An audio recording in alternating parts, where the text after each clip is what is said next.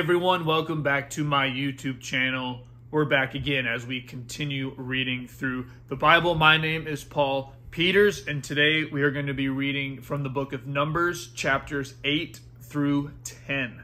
I will be reading this from the New Living Translation. Make sure you're subscribed. Make sure you click that bell icon to turn on those notifications so that way you can stay on track with me as we read through the Bible. Here we go with Numbers chapter 8. The Lord said to Moses, "Give Aaron the following instructions.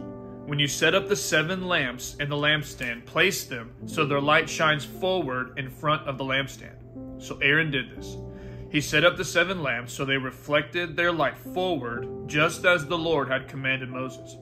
The entire lampstand, from its base to its decorative blossoms, was made of beaten gold. It was built according to the exact design the Lord had shown Moses. Then the Lord said to Moses, "Now set the Levites apart from the rest of the people of Israel and make them ceremonially clean. Do this by sprinkling them with the water of purification and have them shave their entire body and wash their clothing. Then they will be ceremonially clean. Have them bring a young bull and a grain offering of choice flour moistened with olive oil, along with a second young bull for a sin offering. Then assemble the whole community of Israel and present the Levites at the entrance of the tabernacle. When you present the Levites before the Lord, the people of Israel may lay their hands on them. Raising his hands, Aaron must then present the Levites to the Lord as a special offering from the people of Israel, thus dedicating them to the Lord's service. Next, the Levites will lay their hands on the heads of the young bulls. Present one as a sin offering and the other as a burnt offering to the Lord to purify the Levites and make them right with the Lord. Then have the Levites stand in front of Aaron and his sons and raise your hands and present them as a special offering to the Lord. In this way, you will set the Levites apart from the rest of the people of Israel, and the Levites will belong to me. After this, they may go into the tabernacle to do their work, because you have purified them and presented them as a special offering.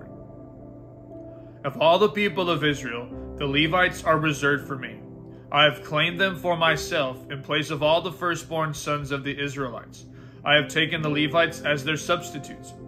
For all the firstborn males among the people of Israel are mine, both of people and of animals. I set them apart for myself on the day I struck down all the firstborn sons of the Egyptians. Yes, I have claimed the Levites in place of all the firstborn sons of Israel.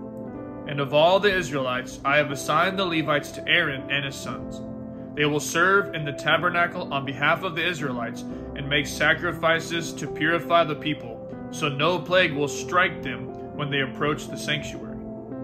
So Moses, Aaron, and the whole community of Israel dedicated the Levites, carefully following all the Lord's instructions to Moses. The Levites purified themselves from sin and washed their clothes, and Aaron lifted them up and presented them to the Lord as a special offering. He then offered a sacrifice to purify them and make them right with the Lord. After that, the Levites went into the tabernacle to perform their duties, assisting Aaron and his sons. So they carried out all the commands that the Lord gave Moses concerning the Levites. The Lord also instructed Moses, "This is the rule the Levites must follow. They must begin serving in the tabernacle at the age of 25, and they must retire at the age of 50. After retirement, they may assist their fellow Levites by serving as guards at the tabernacle, but they may not officiate in the service. This is how you must assign duties to the Levites." Numbers chapter 9. A year after Israel's departure from Egypt, the Lord spoke to Moses in the wilderness of Sinai. In the first month of that year, he said, "Tell the Israelites to celebrate the Passover at the prescribed time, at twilight on the 14th day of the first month. Be sure to follow all my decrees and regulations concerning this celebration." So Moses told the people to celebrate the Passover in the wilderness of Sinai as twilight fell on the 14th day of the month. And they celebrated the festival there, just as the Lord had commanded Moses. But some of the men had been ceremonially defiled by touching a dead body. so they could not celebrate the Passover that day. They came to Moses and Aaron that day and said, "We have become ceremonially unclean by touching a dead body. But why should we be prevented from presenting the Lord's offering at the proper time with the rest of the Israelites?" Moses answered, "Wait here until I have received instructions for you from the Lord." This was the Lord's reply to Moses. "Give the following instructions to the people of Israel. If any of the people now or in a future generations are ceremonially unclean at Passover time because of touching a dead body, or if they are on a journey and cannot be present at the ceremony, they may still celebrate the Lord's Passover. They must offer the Passover sacrifice 1 month later at twilight on the 14th day of the second month. They must eat the Passover lamb at that time with bitter salad greens and bread made without yeast. They must not leave any of the lamb until the next morning, and they must not break any of its bones. They must follow all the normal regulations concerning the Passover. But those who neglect to celebrate the Passover at the regular time, even though they are ceremonially clean and not away on a trip, will be cut off from the community of Israel.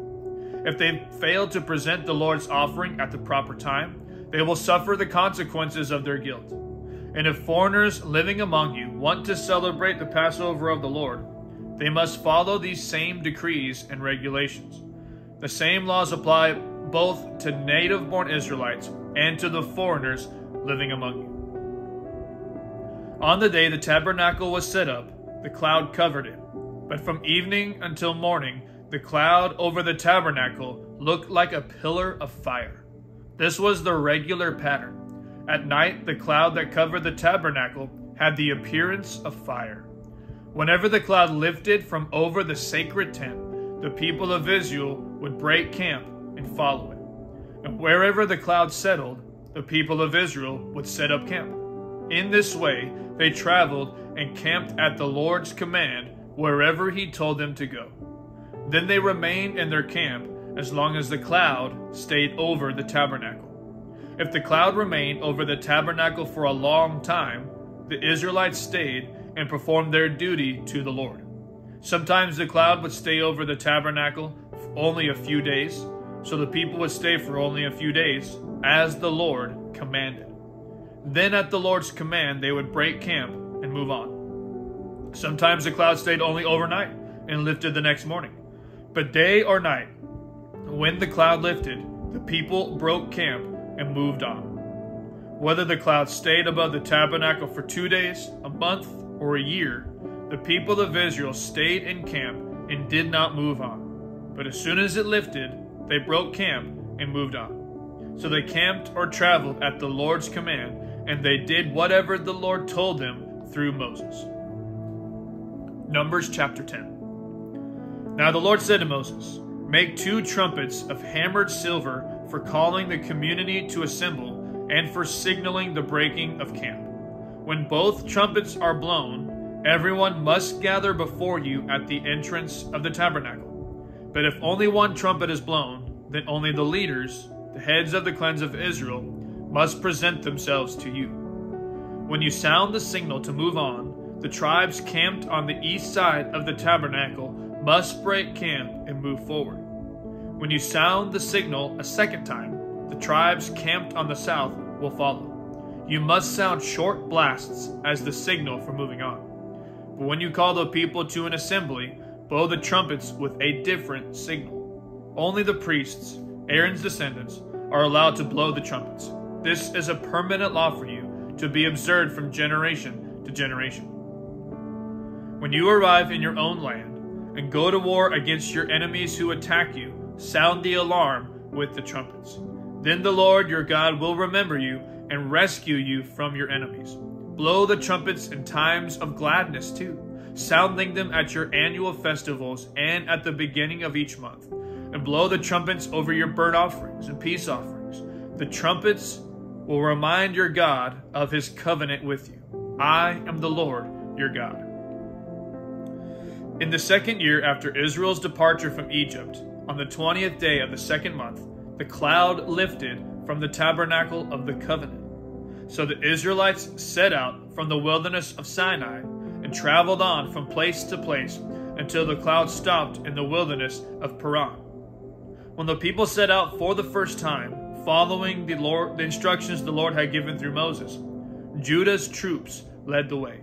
They marched behind their banner, and their leader was Nahshon, son of Amminadab. They were joined by the troops of the tribe of Issachar, led by Nathaniel, son of Zuar, and the troops of the tribe of Zebulun, led by Eliab, son of Helon.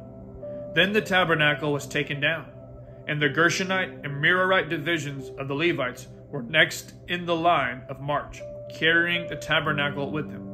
Reuben's troops went next, marching behind their banner. Their leader was Elazar, son of Shooter. They were joined by the troops of the tribe of Simeon, led by Shelumiel, son of Zurishaddai, and the troops of the tribe of Gad, led by Eliasaph, son of Duel. Next came the Kohathite division of the Levites, carrying the sacred objects from the tabernacle. Before they arrived at the next camp, the tabernacle would already be set up at its new location. Ephraim's troops went next, marching behind their banner. Their leader was Elishama, son of Ammihud. They were joined by the troops of the tribe of Manasseh, led by Gamaliel, son of Pedazur, and the troops of the tribe of Benjamin, led by Abidan, son of Gideoni. Dan's troops went last, marching behind their banner, and serving as the rear guard for all the tribal camps. Their leader was Ahiezer, son of Ammishaddai. They were joined by the troops of the tribe of Asher, led by Pagiel, son of Ochran, and the troops of the tribe of Naphtali, led by Ahira, son of Enan. This was the order in which the Israelites marched, division by division. One day Moses said to his brother-in-law, Hobab, son of Reuel the Midianite, "We are on our way to the place the Lord promised us, for he said, 'I will give it to you.' Come with us, and we will treat you well. For the Lord has promised wonderful blessings for Israel." But Hobab replied, "No, I will not go. I must return to my own land and family." "Please don't leave us," Moses pleaded. "You know the places in the wilderness where we should camp. Come, be our guide. If you do, we'll share with you all the blessings the Lord gives us." They marched for 3 days after leaving the mountain of the Lord, with the ark of the Lord's covenant moving ahead of them to show them where to stop and rest. As they moved on each day, the cloud of the Lord hovered over them. And whenever the ark set out, Moses would shout, "Arise, O Lord, and let your enemies be scattered. Let them flee before you." And when the ark was set down, he would say, "Return, O Lord, to the countless thousands of Israel." That concludes today's reading of the scriptures. Thank you for tuning in and following along with me on this journey. We will see you tomorrow as we continue on through the book of Numbers. Love you, and God bless.